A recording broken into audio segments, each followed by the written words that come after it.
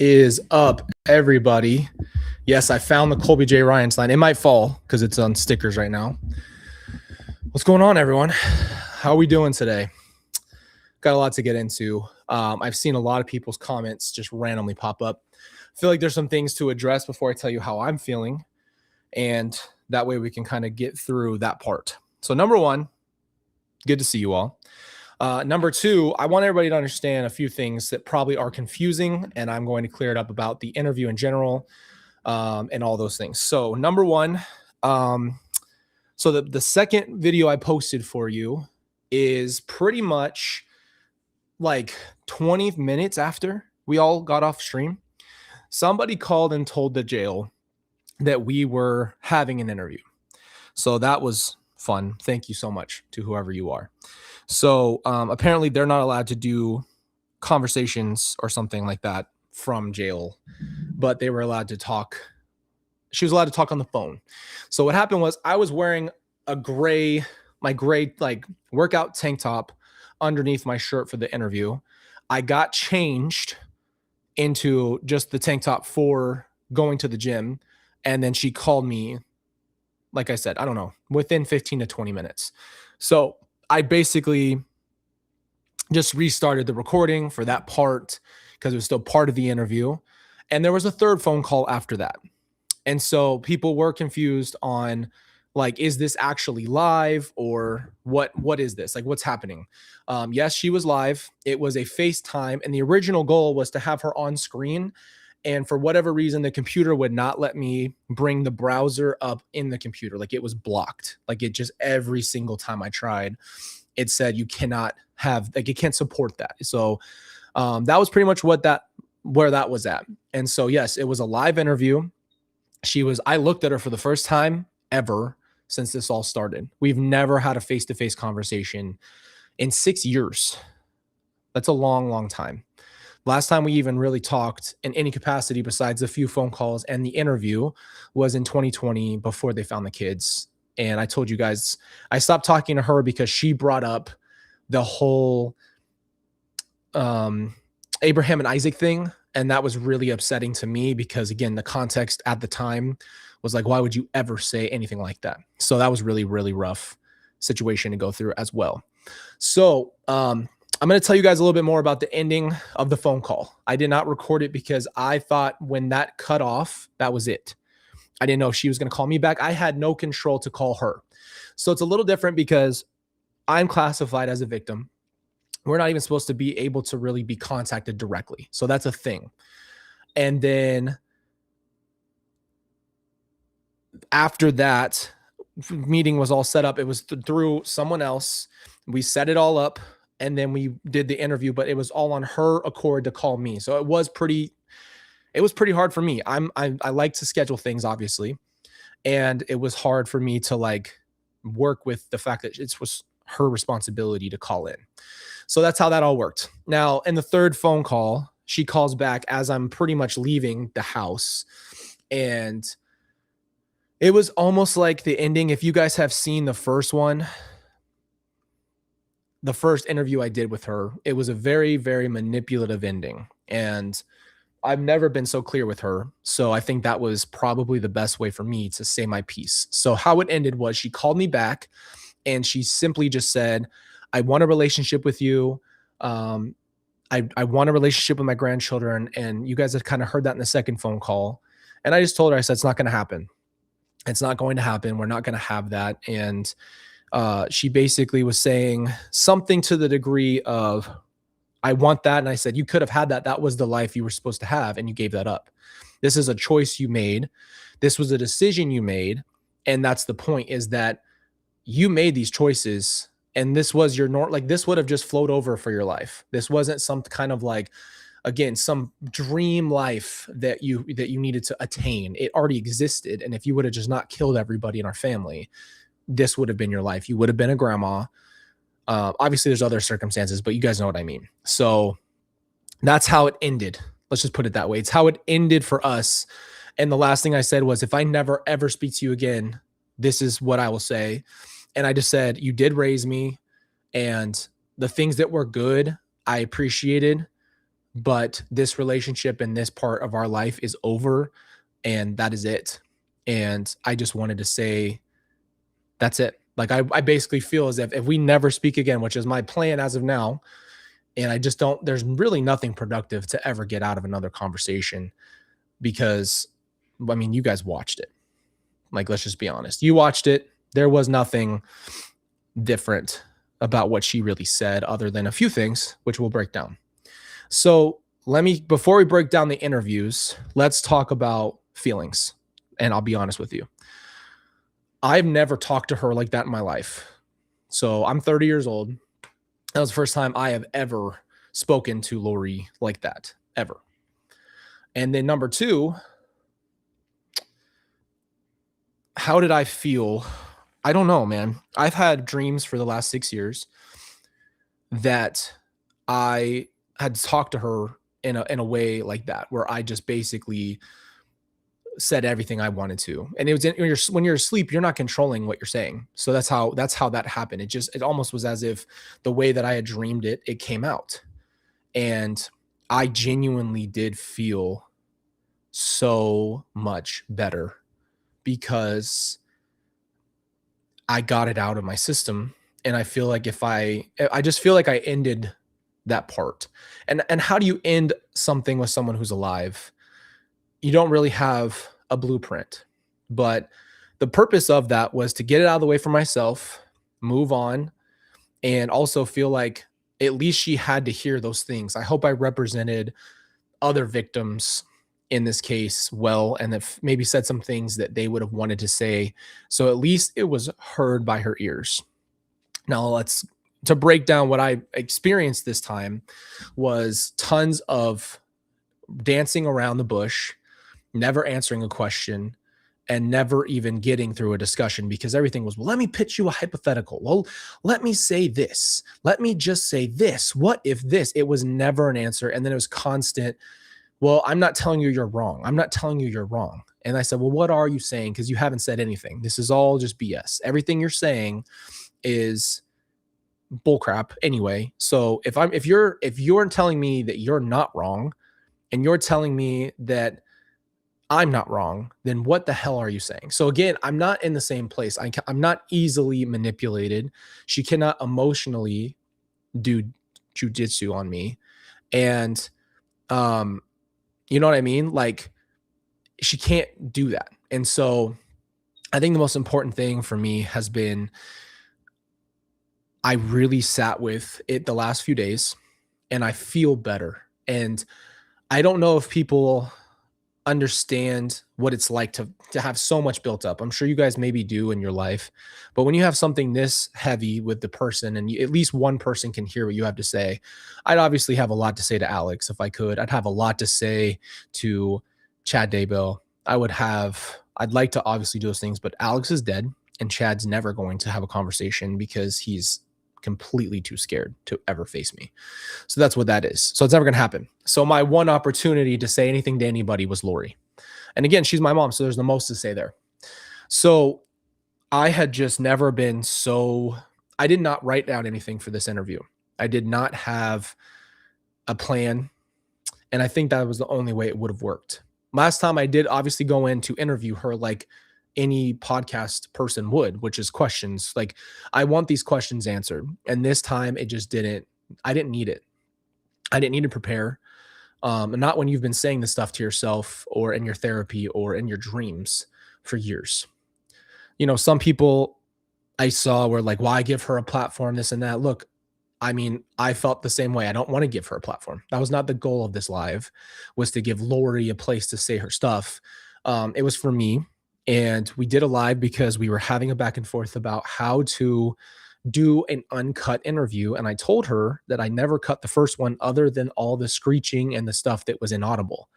And that was pretty much the most important thing, is that it was unlistenable at moments to the mic. Because again, I was holding the phone against the mic. The mic was picking up all of her background noise from other things. And it was just cut that part.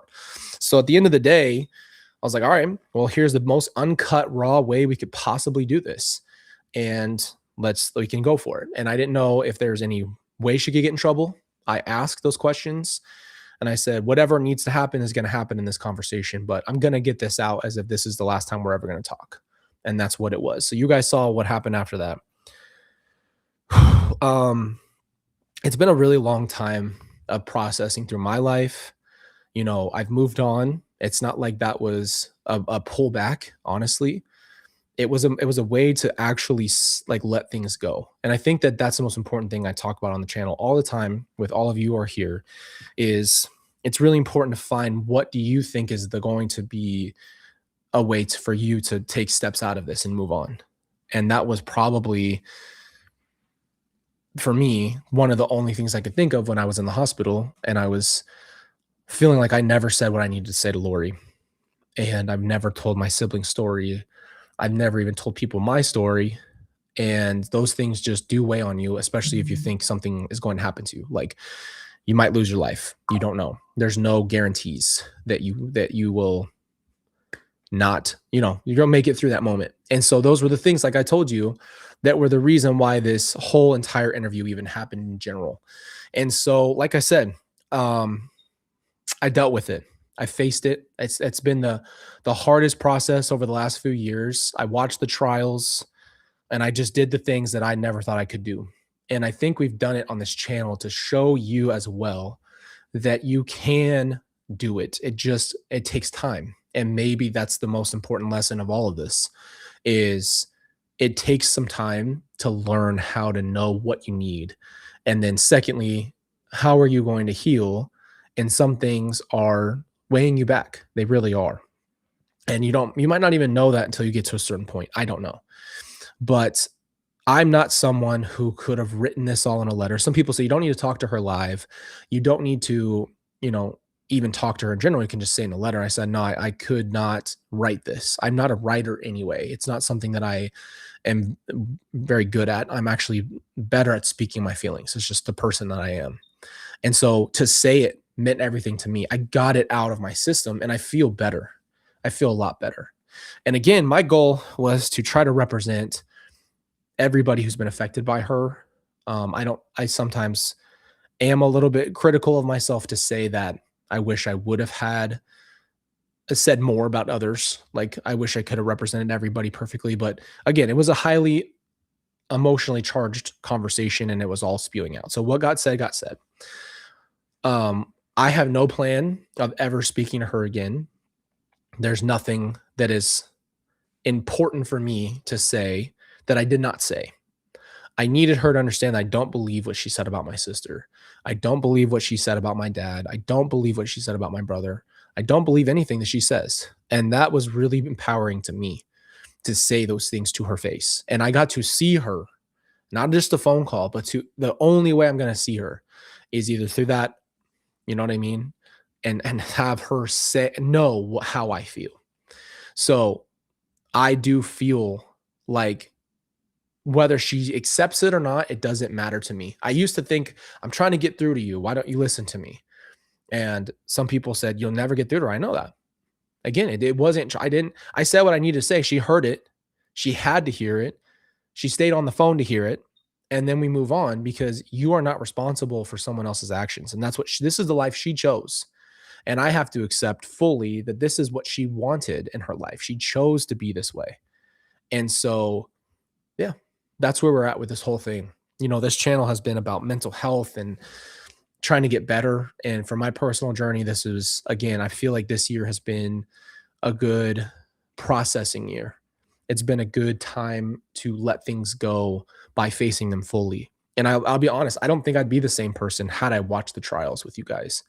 I don't think I'd be the same person if I never faced her. I don't know how else to say it. It just doesn't, I don't know why it's such a roadblock, but it feels like just get it done. Just do it. Just do it right now. Stop worrying, stop overthinking it. Just, if you feel that that's important to you, get it out of the way. And so I do feel like the, um, the next logical step to me is just to tell my sibling story and my dad's story the best I can. Hopefully be able to somehow help tell Tammy's story, but I want her family to be the one that does that. It's not my place to do that. And so that would be a coordinating thing with them. But I'm not going to guarantee that that can happen because I won't even say anything about her other than that my heart's feelings for her, but I don't want to speak on her behalf because that's her family's place, not mine. So that's it. But this was for everybody to know that you can do hard things, you can face it. And you guys have been an amazing support to me. And thank you for that. Thank you for being a support to me. Thank you for being there. Obviously, I wasn't able to read a lot of your chats, but I did go back and try to at least look at what you guys were saying. I'm seeing the question a lot. What happened with the hanging up? Yeah, there's time limits. I tried to explain that in the last one, but it was edited, so it didn't have those breaks. So the way that those phone calls work is that they have a certain amount of time. I think it's a 30-minute. It could be 20. I think it's 20. The first one's 30. The second one's 20. And the phone calls have a time limit as well, maybe 15 minutes. And so at any moment on a phone call, it'll just drop. That's what happened. So there was no hanging up. That's why the end of that phone call was so weird because I didn't even know she was gone. It just cuts her off early and then just dings out like a normal phone call would ding out. So that's how that worked. And then the second time was a closure. Like I said my piece and then that was it. Like we hung up. I hung up. She said her piece. We literally said goodbye. That was it. Like I was like, she said, I love you. And I said, okay, goodbye. And I hung up. And that was the last time I ever expect to speak to her. But I do have to go back and realize that the part of me that does have any kind of pain is to realize that my desire of my life and heart was to have a big family. And I did not grow up with both sides of my family or my dad. I had my stepdad, Charles, who is my dad, but you guys know what I mean. I didn't have my dad. Like I didn't have my biological father in my life. And that's kind of the thing is like, I really believed, and I was so happy for Riley when she was born, that she was going to have this big, huge family on both sides. And it got stolen from everybody. And it's a lot to process in that way. You know what I mean? And so, yeah, that's the part of me that's sad about anything. It's just the fact that she talks like nothing happened anyway. So that's really hard to swallow. It's a hard pill to swallow. And then two, it didn't have to be this way. This was all their choices. And that's what I told her. This is all your choices. And yeah, that's it. It's that simple. It was all decisions. And I can't even stomach the Tylee blaming. I mean, this is what was new to me. So I'll kind of give you guys my breakdown. The new parts to me where she finally created Tylee's backstory. I hate to even say this because it makes me so sick. But Tylee's backstory of suicide, which was that she said that Tylee felt bad about presenting a bat in the self-defense moment. And that made her go down the rabbit hole of guilt. And that's why she was struggling so much mentally. And then she tried to pitch to me, who gave her some counseling just as a bigger brother. And at the time I wasn't doing therapy yet. I was doing like this kind of like Christian counseling with this guy, just talking about life and trying to, I don't know, figure out my trauma. Anyway, I just wanted to pass that on because at that time, that was the first time I had felt like I was kind of dealing with some of the stuff I dealt with growing up. And so I came to her and I said, I really want to help. I really want to help Tylee, and I really want to help your relationship with Tylee is what I told Lori. And that whole thing was supposed to be a bridging of gap between them because they fought a lot. There was a lot of contention in the house. It was Tylee and Charles and JJ and Lori all kind of having like a thing. I mean, JJ obviously, but JJ just kind of had to exist in that environment. But those three fought in different ways all the time. It's just very contentious all the time. And so that was the hard part for me, is just that just being in that environment was really hard to be in. And so when I moved out and I started coming back and doing some counseling with Tylee the best I could, and I started trying to help her, and it was, again, 22-year-old, 21-year-old trying to help his sister. Um, I criticize myself for the way I handle it now, just because I wish I would have understood more.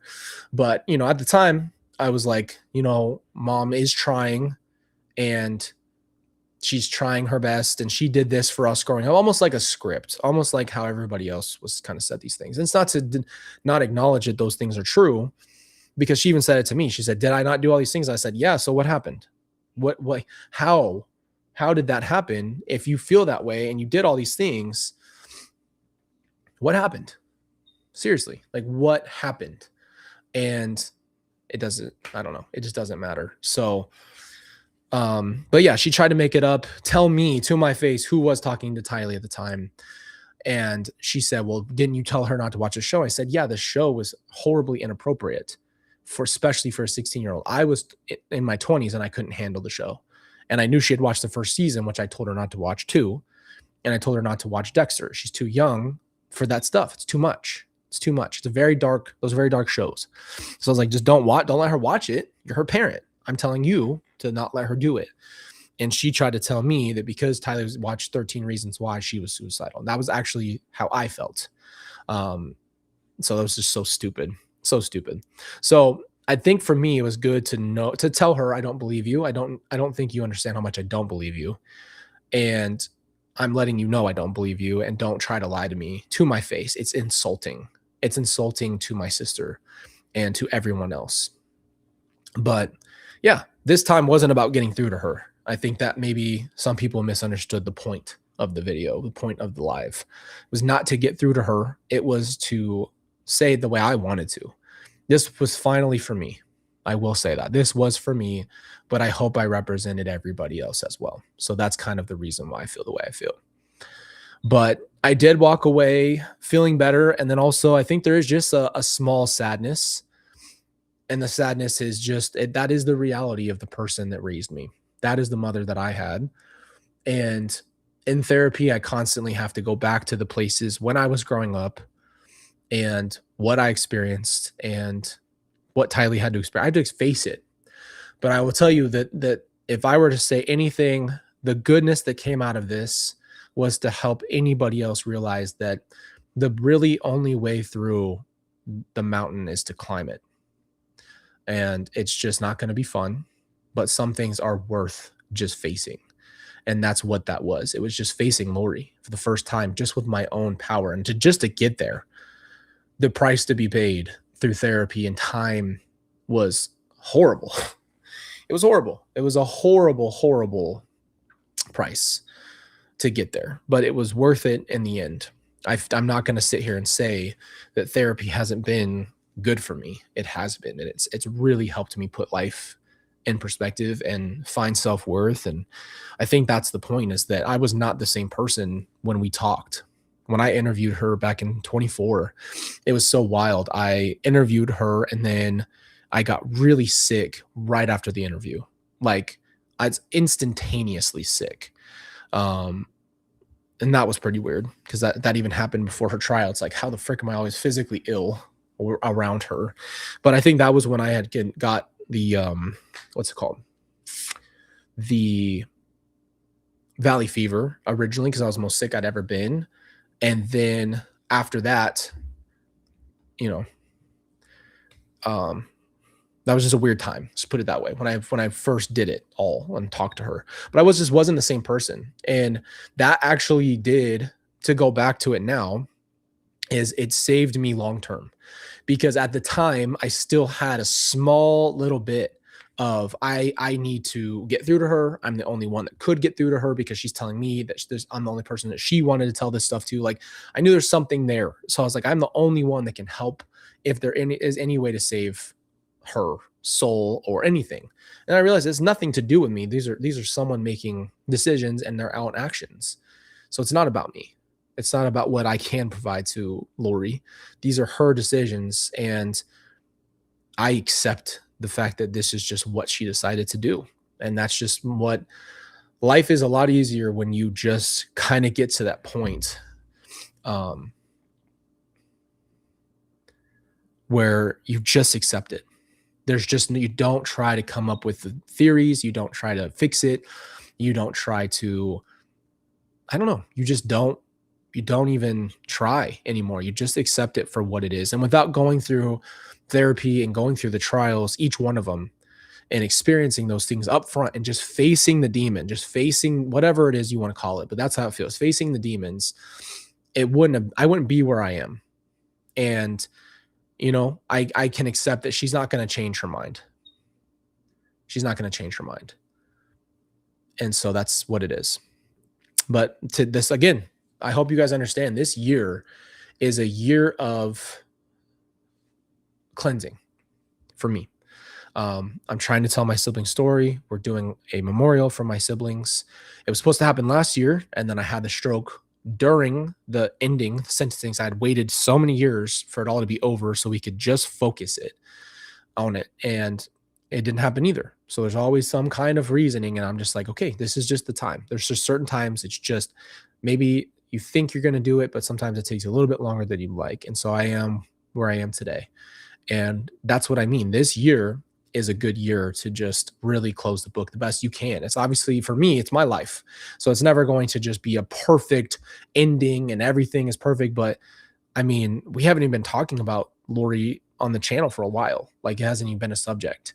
It's been more about other things. And that's the point. Like, those things, though, for me, are ways to step out of the whole thing. And I'll deal with it for the rest of my life, but I've learned to put the most important things in front of me every day and be in the moment and live your day and be grateful that you're here and be grateful for what you have, because it can change really fast. And I know that. I know it very, very well. Life can go from 0 to 100 so fast, you can't even never wrap your head around it. But the most important thing is, I don't know. How else do I say it other than I just accept it? I just accept all of it. I accept who she is now. I accept that she's going to lie. I accept that none of that is true. I accept that I am alone in that regard when it comes to my direct family being the son of her. And I realize that I am nothing like her. And people can say what they want, but I know myself well enough. I know I'm nothing like her. And I take the good parts of what I was raised with anybody who poured into my life, and I am the man I am today. And it's all because I've just dealt with my stuff. So my encouragement to everybody else is just realize that there's really a lot of power in facing your life, because it's not going to go away. It's always going to be there. And I thought I was good. Like I told you, people were like, well, Lori's in Arizona and Lori is going to leave soon. So if you don't talk to her now in person, you'll never have that opportunity. And at the time, it was like right before I had the stroke. And I was like, I don't know. I thought about it, obviously. I'm like, well, I mean, this really is the last opportunity. Do I want that? And then I felt like, no, I don't really want that. And then you have a stroke. You know what I mean? So that's wild. It's wild to even have had all that happen in such a short amount of time. But since even that time, even since I've had a stroke, my life perspective changed, and I've done a lot more work on myself, and I continue to do so. And I'm not perfect. I'm not a perfect finished product or anything of close to perfect. It's just that, when you do face it, you just really get a different perspective. Like, it's just not as scary as we make it in our heads. When the scary thing you have, you're like, I could never do that. I thought I could never do this. I remember, I will tell you guys a personal story. I was driving I had worked at Target and got a job at Amazon. I was driving an Amazon delivery truck when I was supposed to go to Lori's trial. That's what I was doing.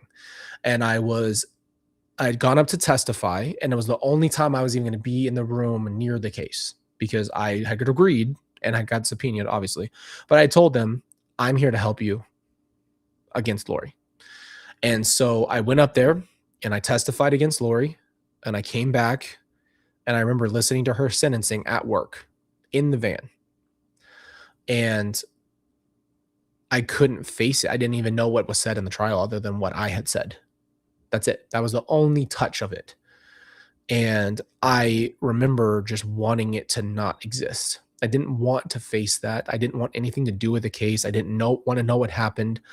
Then the sentencing was important for me to listen to, just because at the time I was like, she cannot get free. She cannot be free. Like, she's too dangerous. But obviously she wasn't. But in the time, it still feels like you're sitting on pins and needles. And so, yeah, I was at that point. I was completely good with living my life, with never ever talking to anybody about it, or go on the internet, or ever be known as her son, or talk about it in any way. I was cool. I was living my life that way. And I'd moved completely away from it in my mind. I'd buried it. It was not going to affect me anymore. Right.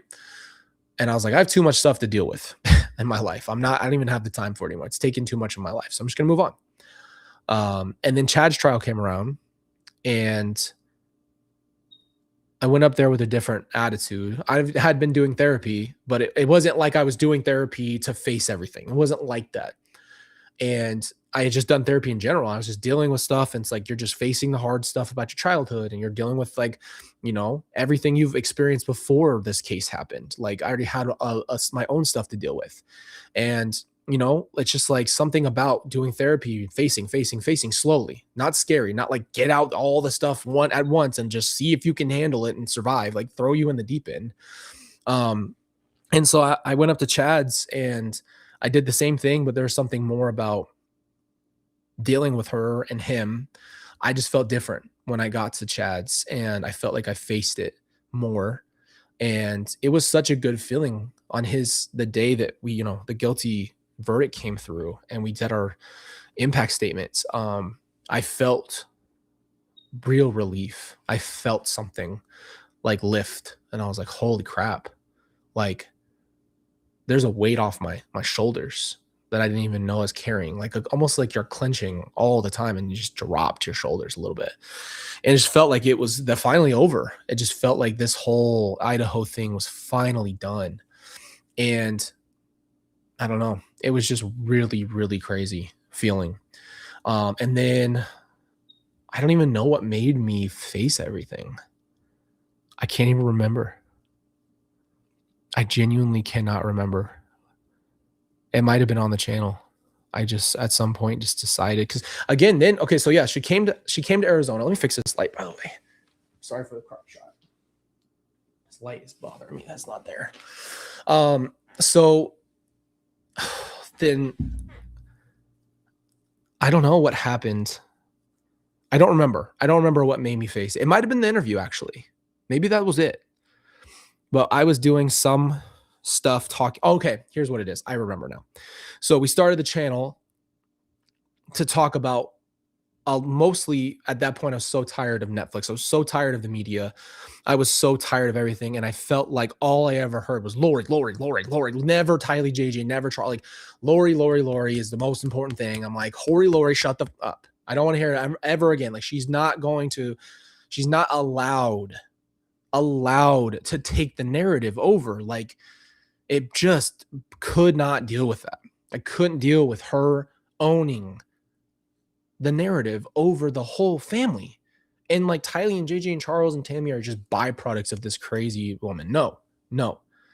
So I just started kind of talking about my experience with Netflix and my media experiences. And I was just finally kind of ready to face it. So I think one of the first things I did was like tell you guys about my Dr. Phil episode, and Chad at that time, his property was being destroyed. And something that just made me finally say, I'm going to deal with it, because Lori finally was here. She started interviewing. She started spewing more stuff. She's going to be her own lawyer. And I just felt like, hell no, you're not going to go unchecked. You're not going to be your own lawyer and say whatever you want. And then just blame Tylee. Like, I was like, you're not going to do it. And as the older brother, it just really is my responsibility. It's like, I have to say something. This is bullshit. That's my one cuss word today. I did a lot the other day. So that's my one today. Thank you. So no, I was not going to let that happen. And it just progressed. And then I went to the trials here when she was here, obviously, because it's only like an hour away at that time, or 45 minutes, whatever. And I don't know. The day I went to Charles's, I think personally, was really hard. Charles was someone I really just didn't know how to deal with, because it was such a shock at the time. It was different than Tylee and JJ because it happened in real time. And I just didn't know. I'd never seen him again. I never saw him. He moved to Houston and then he was gone. And when I went, it was the day they were doing the autopsy photos. And they told me like 20 minutes. I think I was almost there. And I just found out like today, by the way, is like medical examiner autopsy photos. I was like, oh, worst day I could have come ever. And I was like thinking, should I even go? There's a back room I could stay in. If its stuff is on there, I don't want to look. And I remember, I just remember that they showed him. And one of the pictures was just him with his eyes closed. And he looked so peaceful. And it was so comforting to me to say goodbye to him in the only way I was going to have.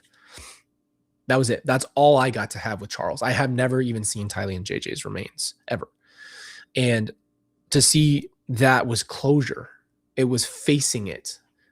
I mean, there were some really hard photos that I looked away from as fast as I could, but there was just one photo, and there was even one of his hands, and just something about that was good to close for me. I faced it. I never faced it, and I faced it.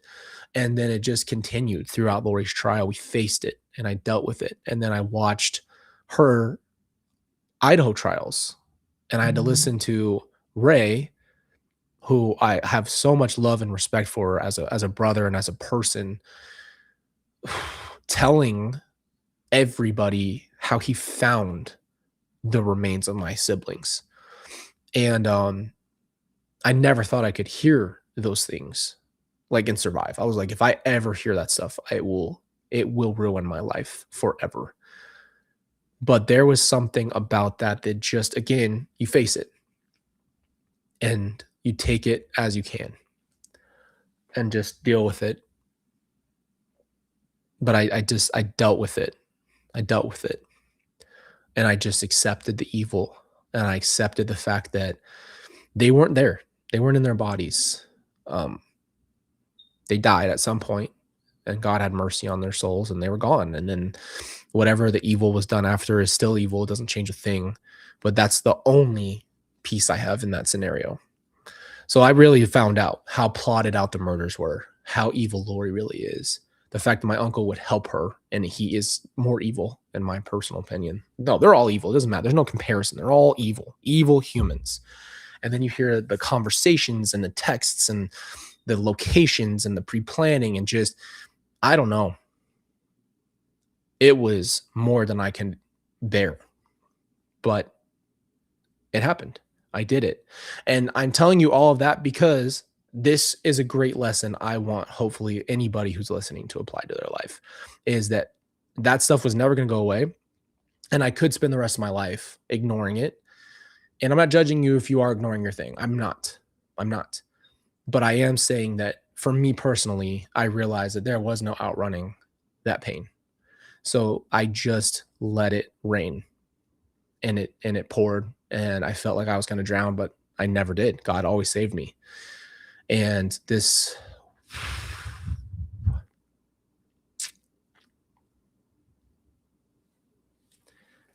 I haven't cried in a while, okay? You haven't seen me cry in a long time. This community gave me a lot that you don't realize. I felt love and support when I didn't have it. You know what I'm saying? I didn't have that. And that was huge. That's why we did it together. It's why it's happened together, because it's bigger than, it's not a YouTube thing, you know? This isn't a YouTube channel where I just talk about whatever. Like, this is really my life and my heart and my soul. And yeah, it's meant a lot to me.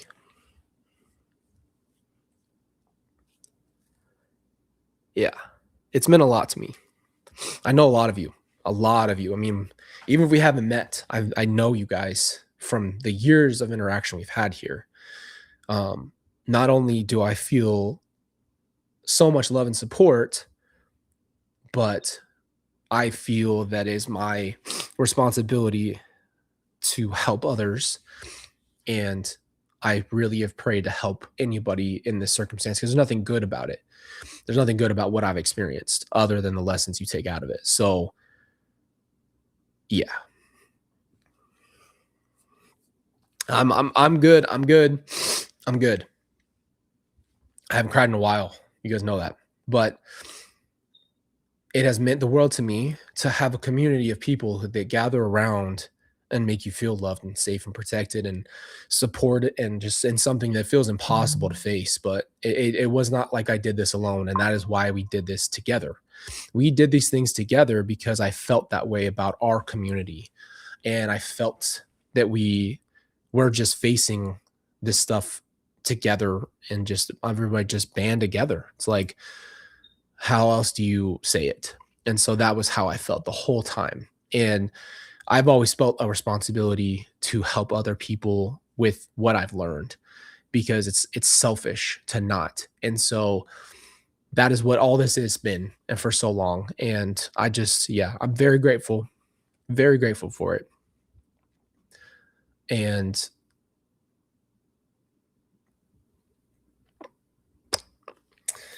I am give me 1 second to just gather it up. Give me 1 second.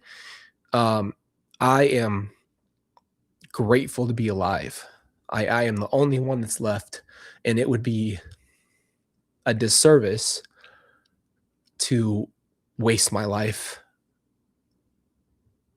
because my siblings didn't get theirs. My dad didn't get the rest of his. Tammy didn't get hers. And we've had our life stolen by that woman. And that's why I said what I said. I said it to get it through and just get it off my chest. But it'd be a disservice to live the rest of my life letting her ruin it. She doesn't have that power. And that's what I want people to get to more than anything in the world is that you can heal. You just can. It's not easy, but you can do it. And you don't let something that happened to you dictate everything else you have that's good in the rest of your life. You don't deserve it. No matter how bad you think you are as a person or how bad you feel about yourself, you don't deserve to live the rest of your life feeling that way. And that's what Lori took from all of us. We all suffered. I am not the only one that has suffered. You guys know that. But yeah, it has been a journey here. And I have I just wanted you to know that that was not the point of that not the point of that interview was to have her have a platform or anything. It was just to take my power back and I feel better. And it worked.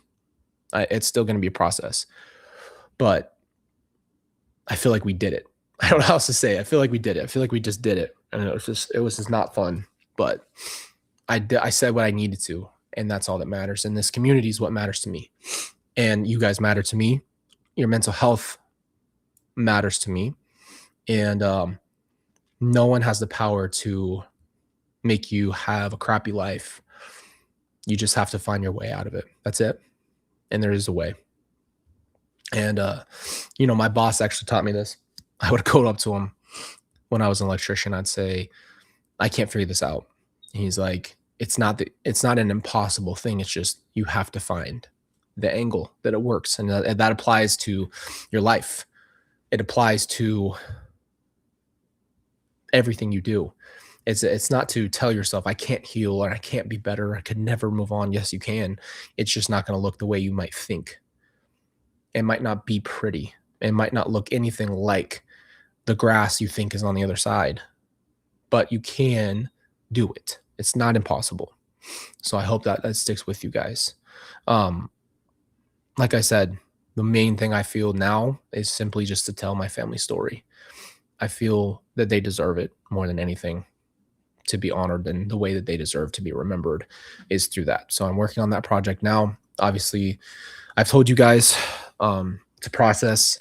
It takes It takes all of us for me to be able to do it. And it's unfortunate that I hate asking for anything. I hate asking for money or anything of that nature, but that is just how it works. That is just how projects work. So we're getting close to our goals, to buying the equipment. I have all the interviews. I've told most of you who have seen it that there's a lot of people who are involved because they want to do this too. This is on our hearts. Everybody wants the authentic story to be told.